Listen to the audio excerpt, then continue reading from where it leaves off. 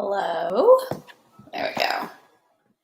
Hey, everybody. Happy Friday. Going into a holiday weekend. Sorry I missed you guys yesterday. I got tied up hanging out with a friend for her birthday who I hadn't seen for a while. We were maintaining safe social distancing, but we biked around together. So I was out for much of the day. Sorry that I missed you guys, but never fear. We're going to pick right back up where we left off on Wednesday, and it'll be work out perfectly because we'll just finish volume 2, part 5 today, which will actually take us exactly to pretty much exactly the middle of the book, so that's great feeling of accomplishment. Yeah, almost exactly the middle of the story. So that'll be great. As you recall,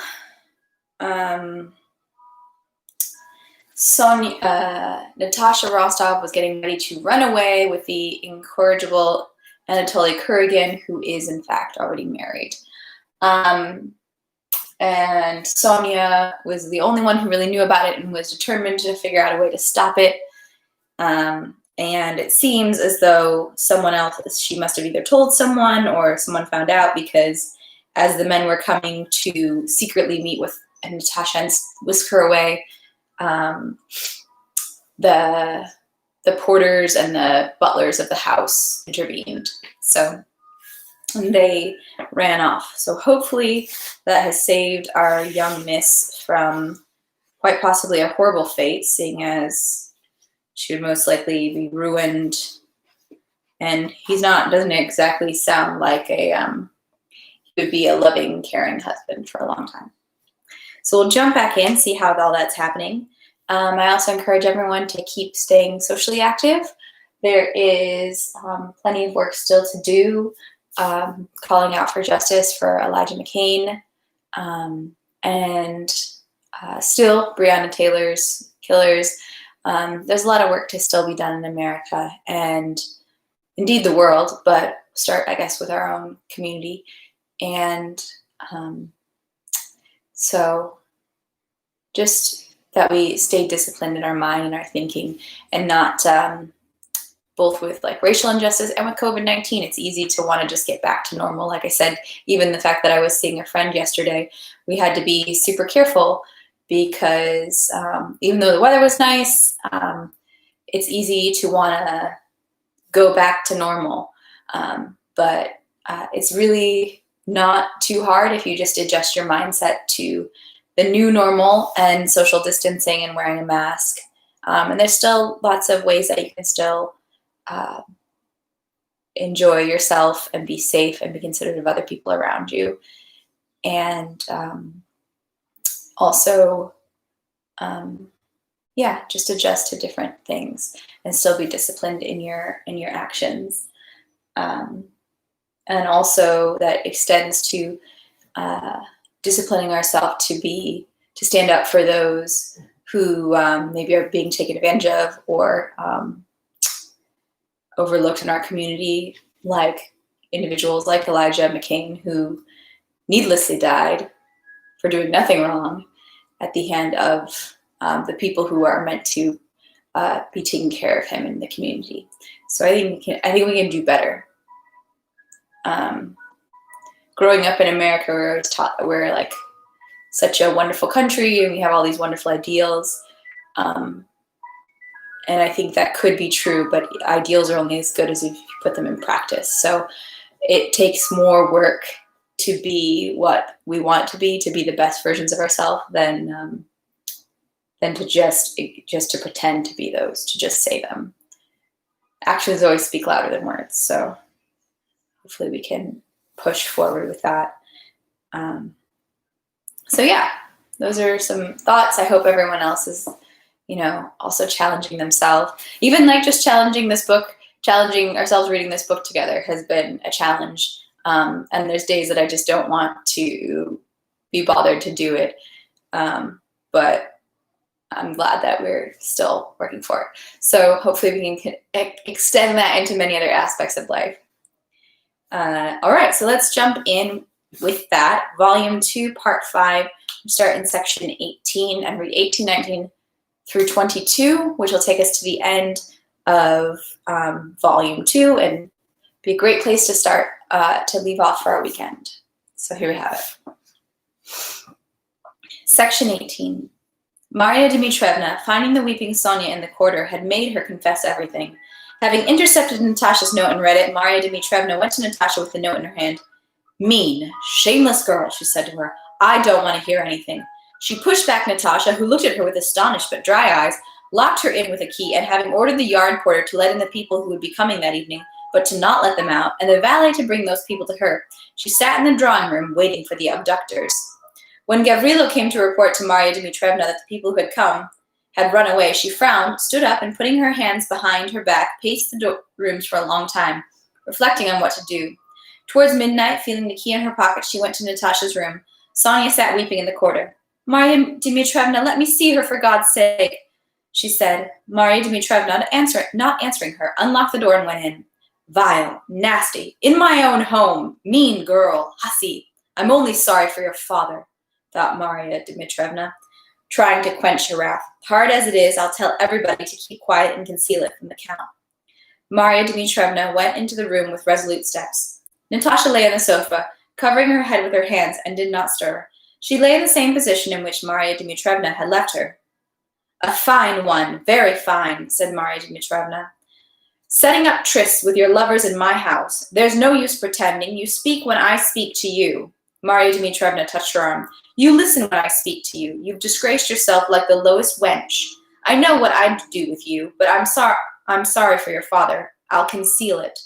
Natasha did not change her position, but her whole body began to heave with noiseless, convulsive sobs that choked her. Maria Dmitrievna glanced at Sonia and sat on the sofa beside Natasha. He's lucky he got away from me, but I'll find him, she said in her rough voice. Do you hear what I say? She put her big hand under Natasha's face and turned it towards her. Both Maria Dmitrievna and Sonia were surprised seeing Natasha's face. Her eyes were glittering and dry, her lips compressed, her cheeks sunken. Let me be.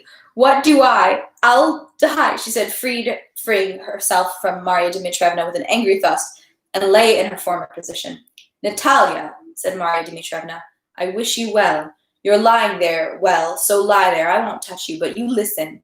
I won't even speak of how guilty you are. You know it yourself. Well now, your father will come tomorrow, and what am I to tell him, eh? Again, Natasha's body shook with sobs. So he finds out, and your brother, and your fiancé. I have no fiancé. I refused him, cried Natasha.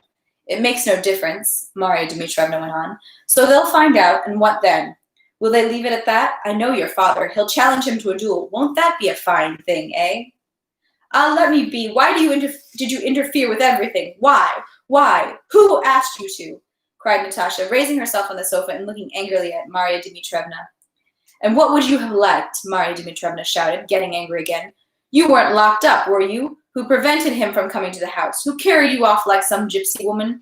So he'd carry you off, and what then? Do you think that they wouldn't find him? Your father or your brother or your fiancé? He's a scoundrel, a villain, that's what.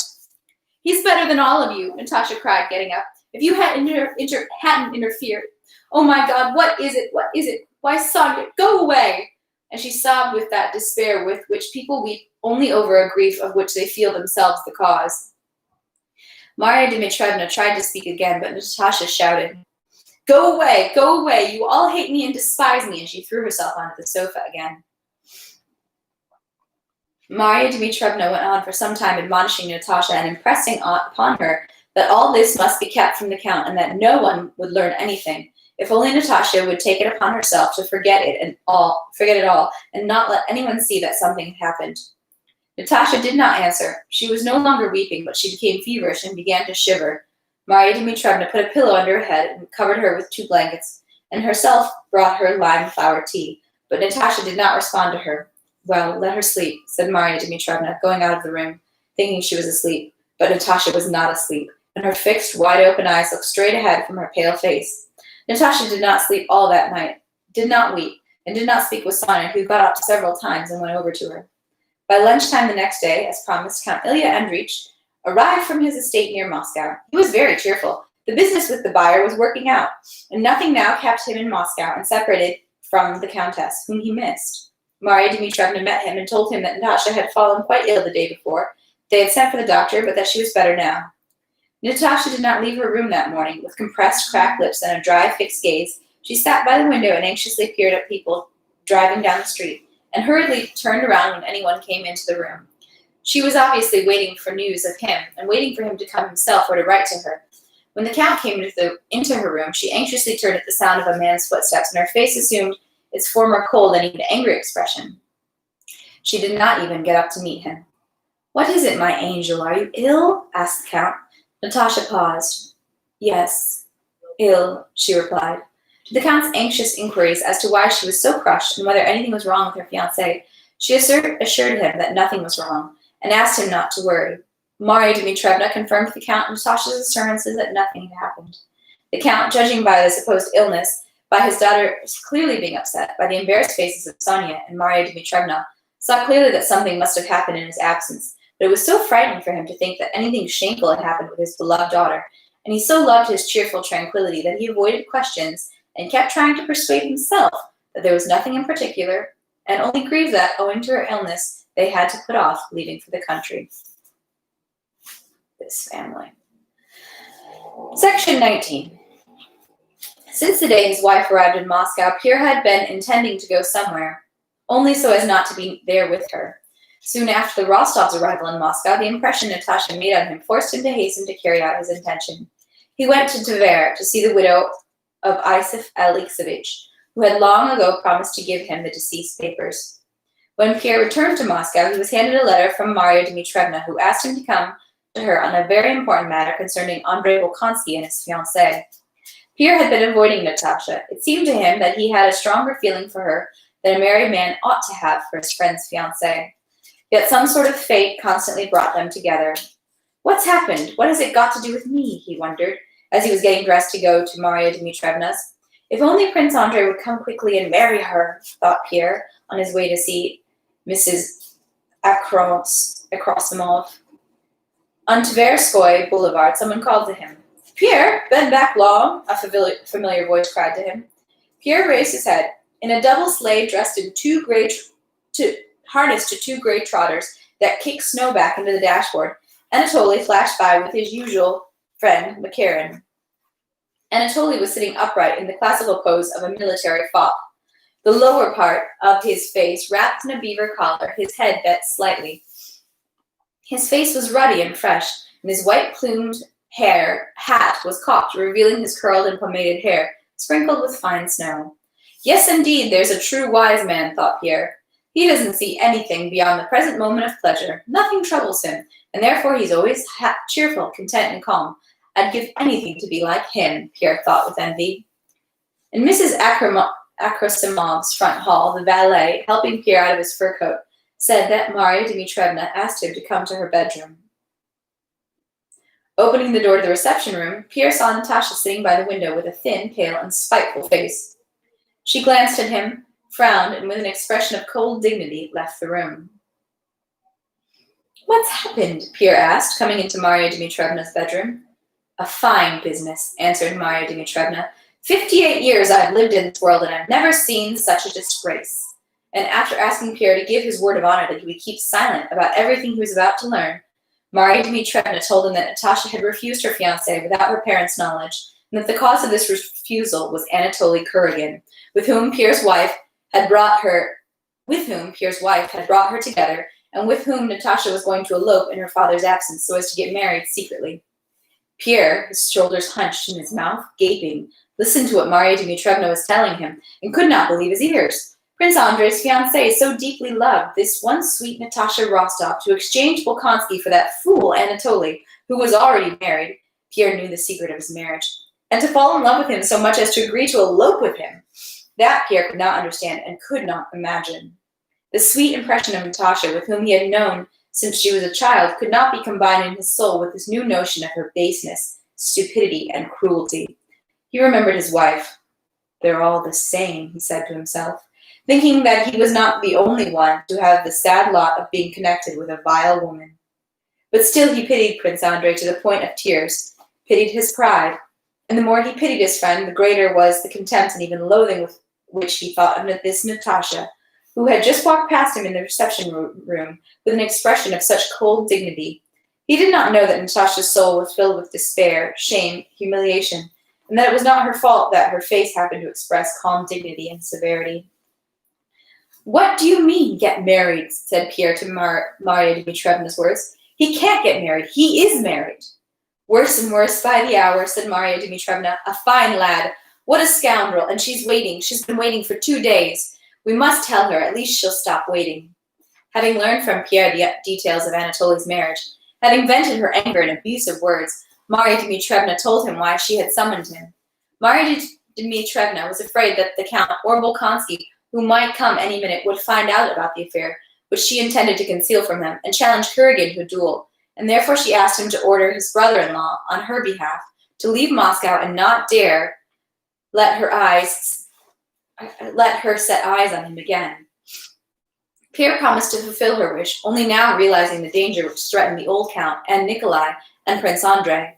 Briefly and precisely laying out her demands for him, she led him out to the drawing room. "Mind you, the Count doesn't know anything. You make as if you don't know anything either," she said to him, "and I'll go and tell her that there's nothing to wait for. Stay for dinner, if you like," Marya Dmitrievna called out to Pierre. Pierre met the old Count. He was embarrassed and upset. That morning, Natasha had told him that she had refused Bolkonsky. "Trouble, trouble, mon cher," he said to Pierre. "These girls are trouble when their mother's not around. I'm so sorry I came. I'll be frank with you. Have you heard she refused her fiancé without asking anyone? I must say, I was never very glad of this marriage. Suppose he's a good man, but there'd be no happiness against his father's will, and Natasha won't remain without suitors. But it's been going on for so long, and how is it she's taken such a step without telling her father or mother? And now she's sick, and God knows what will happen. It's bad, Count. It's bad with daughters and no mother." Pierre saw that the Count was upset, and he tried to change the subject of conversation, but the Count kept coming back to his grief. Sonia came into the drawing room with an alarmed face. "Natasha's not very well. She's in her room and would like to see you. Marya Dmitrievna is with her and also asked you to come." "Yes, you're close friends with Bolkonsky. She probably wants you to tell him something. Ah, my God, everything was so nice." And clutching at his sparse gray whiskers, the Count left the room. Marya Dmitrievna had told Natasha that Anatoly was married. Natasha refused to believe her and demanded that Pierre himself confirm it. Sonia told that to Pierre as she was bringing him down the corridor to Natasha's room. Natasha, pale, stern, was sitting next to Marya Dmitrievna, and her feverishly glinting, questioning gaze met Pierre just at the door. She did not smile, did not nod to him. She only looked at him fixedly, and her gaze asked him only this: was he a friend, or, like everybody else, an enemy in relation to Anatoly? Pierre himself evidently did not exist for her. "He knows nothing. He knows everything." "Whoops, sorry," said Marya Dmitrievna, pointing to Pierre and addressing Natasha. "Let him tell you whether I've spoken the truth." As a wounded animal at bay looks at the approaching dogs and hunters, Natasha looked from one to the other. "Natalia Ilyinichna," Pierre began, lowering his eyes, and feeling pity for her and loathing for the operation he had to perform. "It should make no difference to you whether it's true or not, because... So it's not true he's married?" "No, it's true." "He was married, and long ago?" she asked. "Word of honor?" Pierre gave her his word of honor. "Is he still here?" she asked quickly. "Yes, I just saw him." She was obviously unable to speak and made signs with her hands that they should leave her. Pierre did not stay for dinner, but left the section 20. Pierre did not stay for dinner, but left the room at once and drove off. He drove around town looking for Anatoly Kuragin, at the thought of whom now all the blood rushed to his heart, and he found it difficult to catch his breath. He was not at the ice hills, not at the gypsies, not at Komenenos. Pierre drove to the club. In the club, everything was going on in its usual order. The guests who had come for dinner were sitting in groups and greeted Pierre and talked about town news. The footman, having greeted him, told him, knowing his circle and his habits, that a place had been reserved for him in the small dining room, that Prince Mikhail Zakharich was in the library, and that Pavel Timofeich had not yet arrived. One of Pierre's acquaintances, in the middle of talking about the weather, asked him whether he had heard about Kuragin's abduction of Miss Rostov, of which there was talk in the town, and whether it was true. Pierre laughed and said it was nonsense because he had just been at the Rostovs. He asked everyone about Anatoly. One man told him that he had not come yet. another that he would be dining there that evening. Pierre found it strange to look at this calm, indifferent crowd of people who did not know what was happening in his soul. He paced about, waiting until everyone had come, and having waited in vain for Anatoly, did not stay for dinner, but drove home. Anatoly, whom he had been seeking, dined that day at Dólokhov's and discussed with him how to mend the spoiled affair. It seemed necessary to him that he see Miss Rostov. In the evening, he went to his sister's to discuss with her the means of arranging this meeting. When Pierre, having driven in vain all over Moscow, returned home, the valet told him that Prince Anatoly Vasilievich was with the Countess. The Countess's drawing room was filled with guests. Pierre, without greeting his wife, whom he had not seen since his arrival, she was more hateful to him than ever at that moment, entered the drawing room, and seeing Anatoly, went up to him. "Ah, Pierre," said the Countess, going to her husband, "you don't know what position our Anatoly." She stopped, looking at her husband's lowered head, his face, his flashing eyes, his resolute stride, that terrible expression of rage and strength, which she knew and had experienced personally after his duel with Dólokhov. "Wherever you are, there is depravity and evil," Pierre said to his wife. "Anatoly, come, I must have a talk with you," he said in French. Anatoly glanced at his sister and got up obediently, ready to follow Pierre. Pierre, having taken him by the arm, pulled him to himself and started out of the room. "Si vous vous permettez dans mon salon," Hélène said in a whisper, "if you allow yourself in my drawing room." But Pierre left the room without answering her. Anatoly walked behind him with his usual swaggering stride, but uneasiness could be noticed on his face. Having gone into his study, Pierre closed the door and addressed Anatoly without looking at him. "So you promised Countess Rostov to marry her. You are going to elope with her?" "My dear," Anatoly answered in French, as the whole conversation went on, "I don't understand or consider myself obliged to answer questions put in such a tone." Pierre's face, pale before then, became distorted with rage. He seized Anatoly by the collar of his uniform with his big hand and began to shake him from side to side until Anatoly's face acquired a sufficiently frightened expression. "When I say I must talk with you," Pierre repeated. "Well, that's stupid, eh?" said Anatoly, feeling a button of his collar which had been ripped out with a bit of cloth. "You're a scoundrel and a villain, and I don't know what restrains me from the pleasure of smashing your head with this," said Pierre, expressing himself so artificially because he was speaking in French. He picked up a heavy paperweight and raised it threateningly, but at once hastened to set it down again. "Did you promise to marry her?" I didn't think. Anyhow, I never promised because—" Pierre interrupted him. "Do you have letters from her? Do you?" Pierre repeated, stepping towards Anatoly. Anatoly looked at him, thrusting his hands into his pocket, at once took out his wallet. Pierre took the letter he handed him and pushed aside the table that stood in his way and dropped onto the sofa. "Je ne serai pas violent, ne craignez rien." "I won't be violent, don't be afraid of anything," said Pierre, responding to Anatoly's gesture of fear. "Letters. 1, said Pierre, as if repeating a lesson to himself. "Second," he went on after a moment's silence, getting up again and beginning to pace the room, "tomorrow you are to leave Moscow." "But how can I—" "The third," Pierre went on, not listening to him, "you are never to say a word about what happened between you and the Countess. I know I can't forbid you that, but if there's a spark of conscience in you—" Pierre silently paced the room several times. Anatoly sat by the table, frowning and biting his lips. "Can't you understand, finally, that besides your own pleasure, there is a happiness, the peace of other people, that you are ruining a whole life just because you want to have fun? Amuse yourself with women like my spouse. With them, you're within your rights. They know what you want from them. They are armed against you with the same experience of depravity. But to promise a girl you'll marry her, to deceive her, make off, how can you not understand that it's as mean as to beat an old man or a child?" Pierre paused and looked at Anatoly now with a wrathful, but with a questioning gaze. "That I don't know, eh?" said Anatoly, taking heart as Pierre overcame his wrath. "That I don't know and I don't want to know," he said, not looking at Pierre, with a slight trembling of his lower jaw. "But you have spoken to me in such words, mean, and the like, as I, comme un homme d'honneur, being a man of honor, will not allow to anyone." Pierre looked at him in surprise, unable to grasp what he wanted. "Though it's just between us," Anatoly went on, "I cannot—" "What? Do you want satisfaction?" Pierre said mockingly. "You might at least take back your words, eh? If you want me to fulfill your wishes, eh?" I take them back, said Pierre, "and I beg you to forgive me." Pierre glanced involuntarily at the torn-off button. "And money if you need it for the road." Anatoly smiled. The expression of that timorous and mean smile, known to him from his wife, made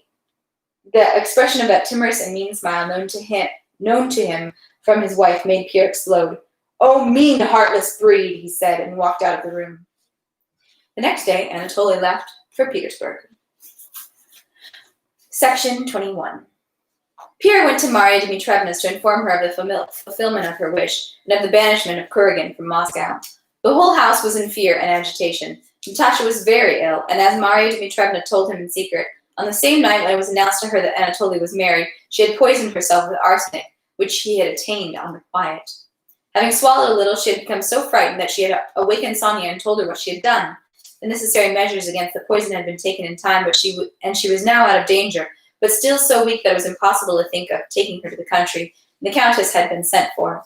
Pierre saw the bewildered count and the tearful Sonia, but could not see Natasha.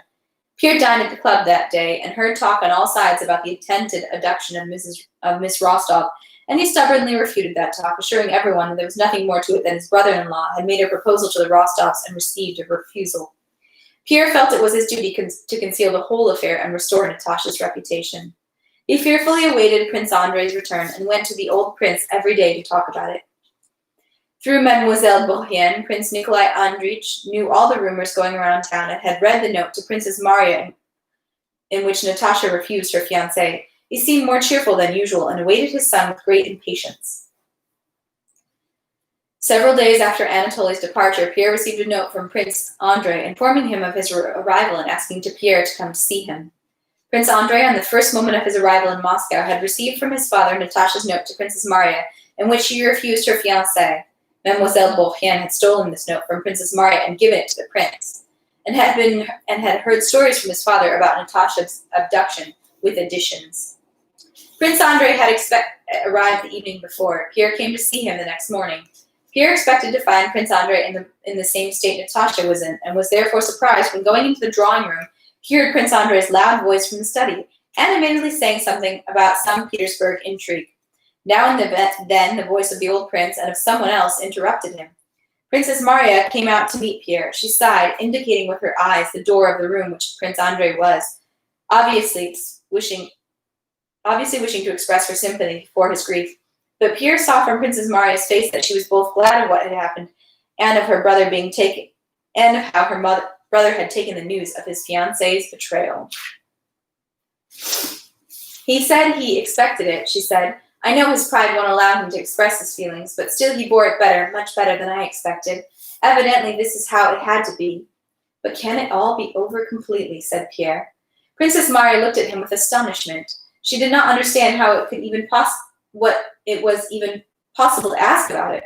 Pierre went into the study. Prince Andrei, quite changed, grown visibly healthier, but with a new crosswise wrinkle between his eyes, in civilian dress, stood facing his father and Prince Meshkersky, arguing heatedly and making energetic gestures. The talk was about Speransky, the news of whose sudden exile and alleged treason had reached Moscow.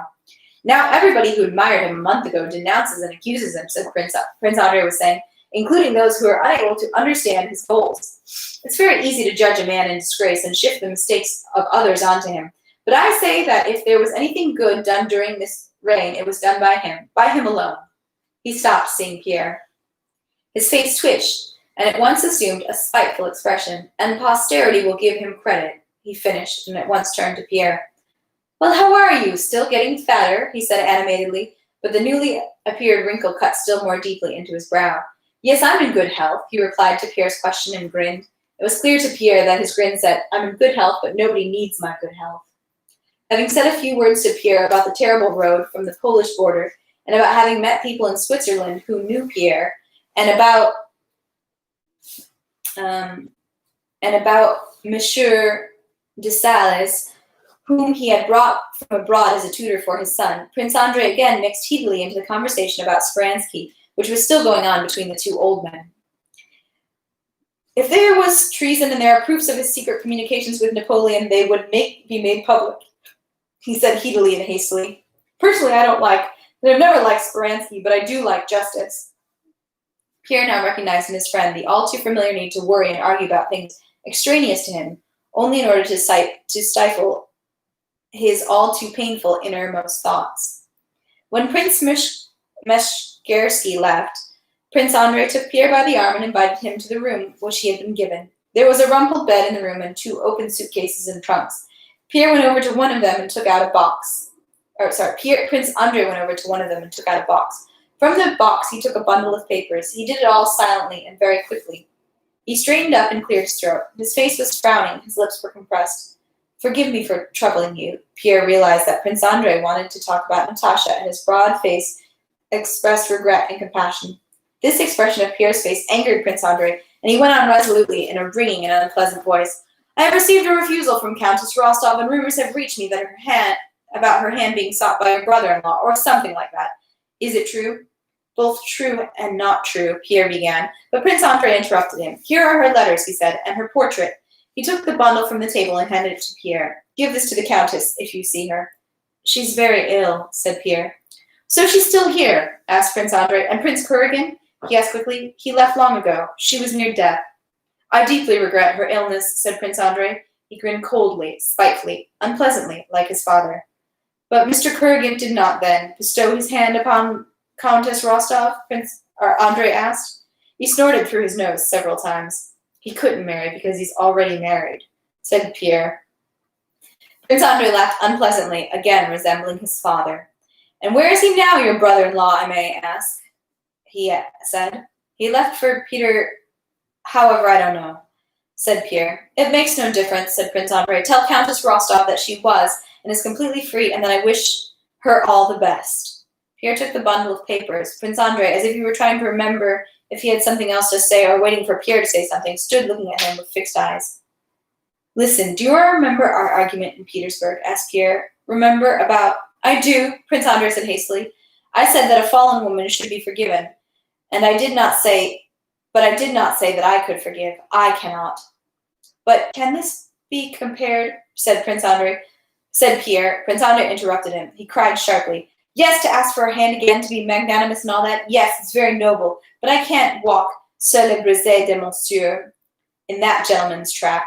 If you wish to be my friend, never speak to me of that, of all that. Well, goodbye. Will you deliver it? Pierre left and went to see the old prince and Princess Maria. The old man seemed more animated than usual. Princess Maria was the same as ever. Pierre saw in her, beyond her compassion for her brother, her joy that her brother's marriage had been thwarted. Looking at them, Pierre realized what contempt and spite they all felt for the Rostovs, and realized that it was impossible in their presence even to mention the name of her who could exchange Prince Andrei for whomever it might be. Over dinner, the talk went to the war, and the approach of which was becoming obvious. Prince Andrei talked incessantly and argued now with his father, now with the Swiss tutor de Sales, and seemed more animated than usual, an animation the moral cause of which Pierre knew so well. Section 22. That same evening, Pierre went to the Rostovs to carry out his errand. Natasha was in bed, the Count was at the club, and Pierre, having delivered the letters to Sonia, went to see Marya Dmitrievna, who was interested to know how Prince Andrei had taken the news. 10 minutes later, Sonia came into Marya Dmitrievna's room. Natasha absolutely wants to see Count Pyotr Kirillovich, she said. But how? Are we to take him into her or what? It's not tidied up there, said Marya Dmitrievna. No, she's dressed and has come out to the drawing room, said Sonia. Marya Dmitrievna only shrugged her shoulders. When will the Countess come? She's got me completely worn out. You watch yourself. Don't tell her everything, she turned to Pierre. One doesn't have the heart to scold her. She's so pathetic, so pathetic. Natasha, wasted with a pale and stern face, not at all shamefaced as Pierre expected her to be, was standing in the middle of the drawing room. When Pierre appeared in the doorway, she became flustered, obviously undecided whether to go to him or wait for him. Pierre hastily went up to her. He thought that she would give him her hand, as always, but coming close to him, she stopped, breathing heavily and lowering her arms listlessly in exactly the same pose in which she came out to the middle of the room to sing, but with quite a different expression.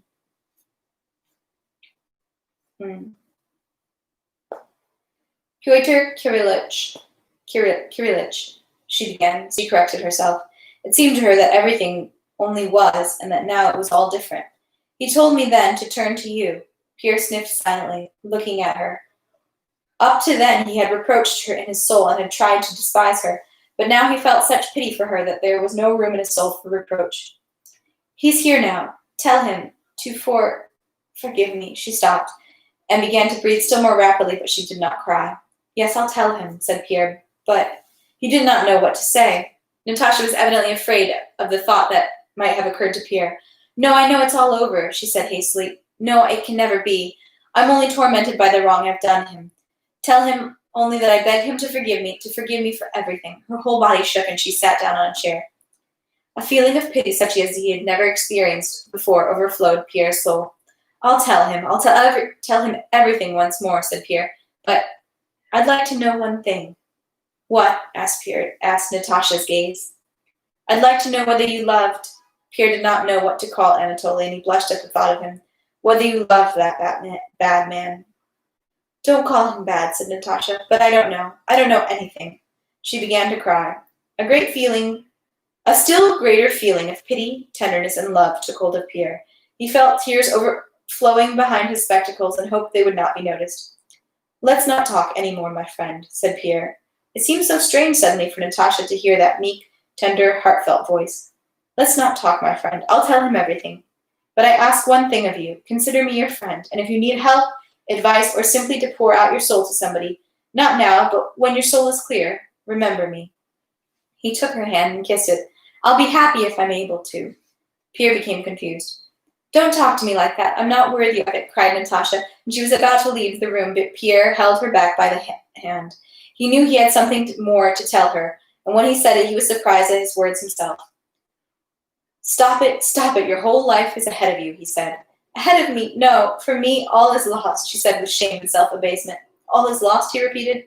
"If I were not I, but the handsomest, brightest, and best man in the world, and I was free, I would go on my knees this minute and ask for your hand and your love." Natasha, for the first time in many days, wept tears of gratitude and tenderness, and after glancing at Pierre, left the room. Pierre, too, following her, almost ran out of the front hall, holding back the tears of tenderness and happiness that choked him. Put on his coat, missing the sleeves, and got into the sleigh. "Where to now, sir?" asked the coachman. "Where to?" asked Pierre. "Where can I go now? Not to the club or to pay visits." All people seemed so pitiful, so poor in comparison with the feeling of tenderness and love he experienced, in comparison with that softened, grateful gaze she had given him at that last moment through her tears. "Home," said Pierre, throwing open the bearskin coat on his broad, joyfully breathing chest, despite the 10 degrees of frost. It was cold and clear. Above the dirty, semi-dark streets, above the black roofs stood the dark, starry night. Only looking at the sky did Pierre not feel the insulting baseness of everything earthly compared with the height of his soul, the height that his soul had risen to. At the entrance of Arbat Square, the huge expanse of the dark, starry night opened to Pierre's eyes. Almost in the middle of that sky, over Prechistinsky Boulevard, stood the huge, bright comet of the year 1812, surrounded, strewn with stars on all sides, but different from them in its closeness to the earth, with its white light and long raised tail. That same comet which presaged, as they said, all sorts of horrors and the end of the world. But for Pierre, this bright star with its long, luminous tail did not arouse any frightening feeling. On the contrary, Pierre, his eyes wet with tears, gazed joyfully at this bright star, which, having flown with inexpressible speed through the immeasurable space on its parabolic course, suddenly, like an arrow piercing the earth, seemed to have struck here its one chosen spot in the black sky and stopped, its tail raised energetically, its white light shining and playing among the countless other shimmering stars. It seemed to Pierre that this star answered fully to what was in his softened and encouraged soul, now blossoming into new life. And that is the end. I feel like there's a lot that could be said about that, but I love just the beautiful poetic way that Tolstoy ended that, so I wouldn't want to spoil it. Let's leave it there, and I'll see you on Monday.